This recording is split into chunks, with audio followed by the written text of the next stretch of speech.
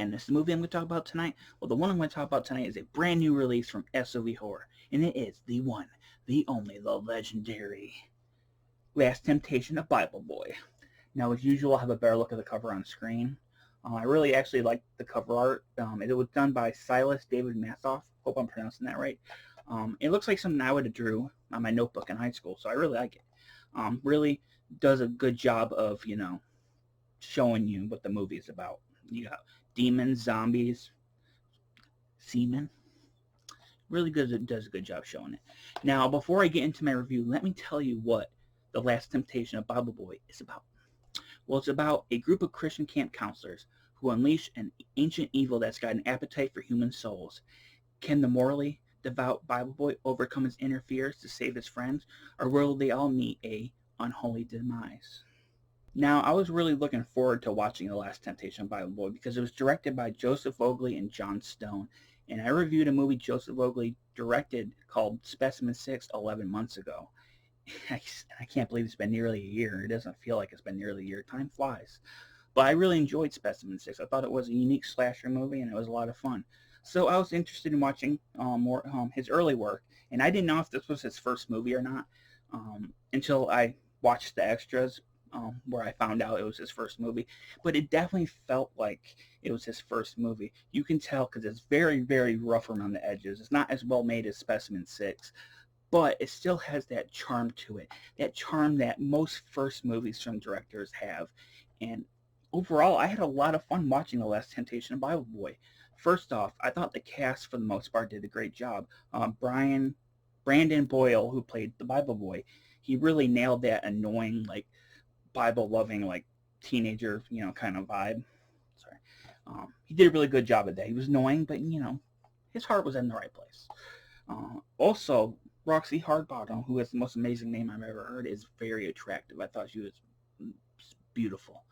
And she had big boobs, so that's a plus too. Now, there's no nudity in this movie, but Natasha Nudity does is the host of it, and she does show her boobs, so don't worry.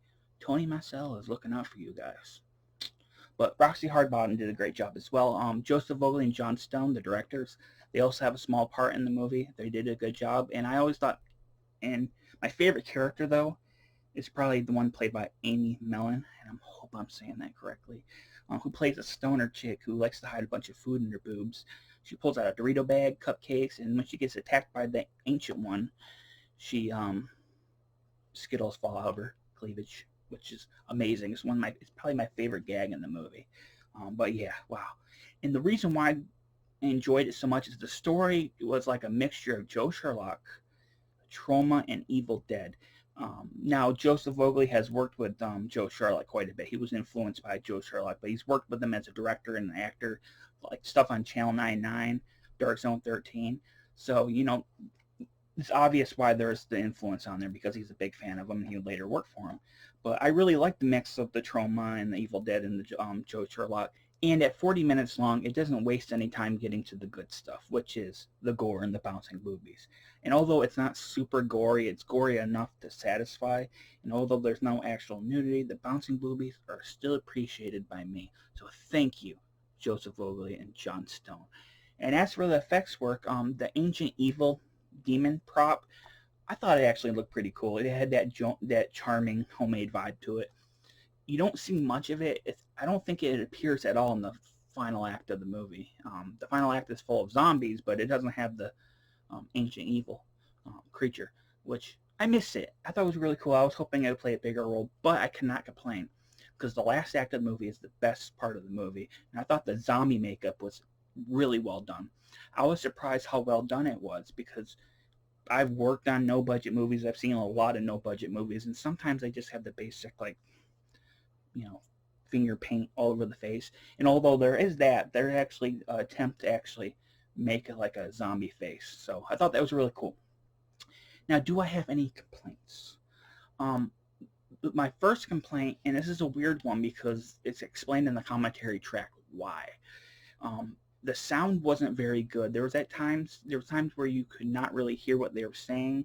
Times you could hear what they're saying, and times where you could hear the wind and storms and all that. Now, in the commentary, Joseph Voegele says that they had a boom mic, but the boom mic worked way too well and it picked up everything, so they couldn't use any of the sound it recorded. So that's why the sound is rough. So I'm giving them a pass on that because it's understandable. Some of the editing is not great, but again, it's a no-budget movie. They shot it on 2 weekends, so they did their best. So I really don't have that many complaints because the complaints are the criticisms I have are very well explained by its no-budget nature and by the fact that the boom mic did too good of a job, which is amazing, but also bad for them. But still, so I really don't have that many criticisms towards the movie. I thought it was a lot of fun, very, very charming. And I know people have asked me before, do you mean charming in a bad way? Some people do mean it in a bad way. I do not mean it in a bad way. I thought charming in this case of this movie was very good. And although it's not as well made nor as fun as Specimen 6, The Last Temptation of Bible Boy is the kind of trauma-infused Evil Dead Joe Sherlock madness that you want in your life. You don't know you want them. You don't know that you don't want, or you don't know you want it, but you do deep down know that you need it. So yeah, I do recommend The Last Temptation of Bible Boy. And before I get onto the special features, I forgot to mention this movie has an awesome theme song that plays over the menus and the opening credits, and I really like that theme song. It was really cool.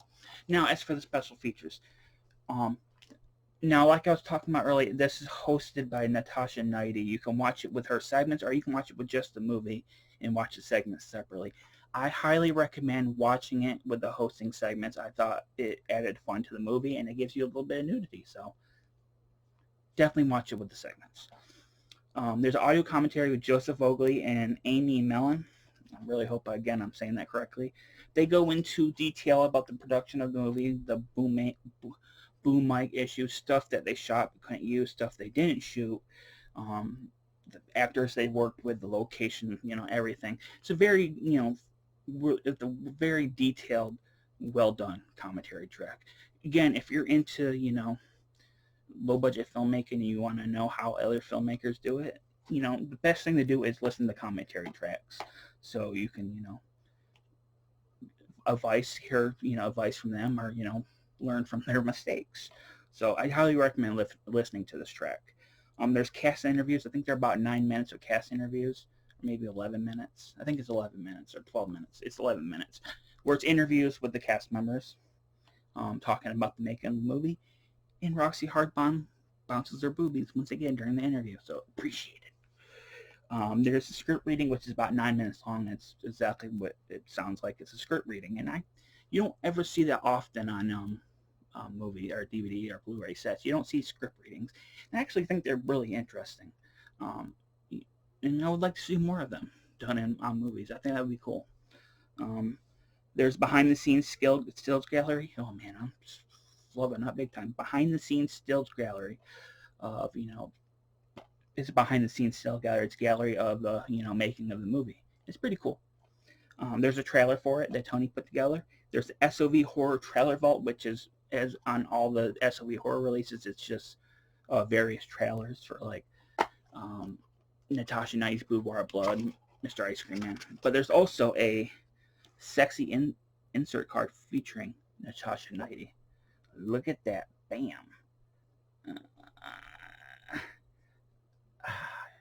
I swear, this is very sexy. Very, very good looking. So, once again, do I recommend The Last Temptation of Bible Boy? I absolutely do. I think if you're a fan of DIY shot-on-video entertainment that mixes trauma and Evil Dead and Joe Sherlock, then I think you'll absolutely enjoy this. So yes, I recommend this. I think it was a lot of fun. And as usual, you can pick up a copy at www.sovhorror.com. And I have another Natasha Knighty release that I'm going to review on a movie called A Face Full of Bullets, which is an action movie. And I love me some action movies, so I'm really looking forward to that one, because I think this might be the first action movie that Tony has released. I'm not sure, but I'm really looking forward to it, because I love me some action.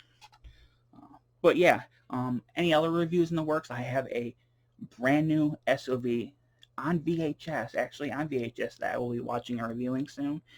And I will be doing in June sometime a review of Little Corey Gory when the Blu-ray is released. I will be reviewing that. But that's it for now. Comment down below, what is your favorite Evil Dead movie or Evil Dead inspired movie? So let me know down below. If you like my channel, give me a thumbs up, click the bell, and tell me the info down below. But that's it for now. I'm Jonathan Knight. This has been B Movie Madness. Thanks for